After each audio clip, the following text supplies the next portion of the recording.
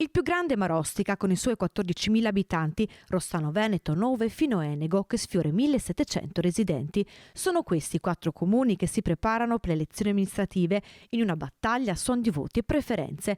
I cittadini potranno recarsi nei seggi di residenza del proprio comune domenica 14 maggio dalle ore 7 alle 23 e lunedì 15 maggio dalle 7 alle 15.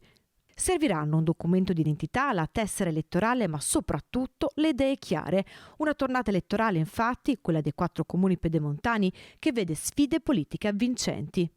Marostica, per esempio, dovrà scegliere tra una lista di centrodestra, quella del sindaco uscente Matteo Mozzo, e una di centrosinistra con il candidato Giorgio Santini.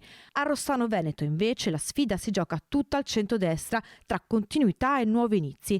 Da una parte l'evoluzione naturale della giunta Martini con Marco Zonta, dall'altra un nuovo capitolo con il candidato Davide Berton.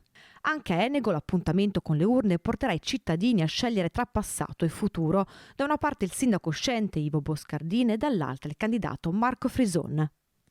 E a proposito di nuovi cicli, per il comune di Nove sarà comunque un nuovo inizio dopo il commissariamento degli ultimi mesi. Per la poltrona da sindaco a sfidarsi il centrodestra e il centrosinistra, rispettivamente il candidato Luca Rebellato e Franco Bordignon.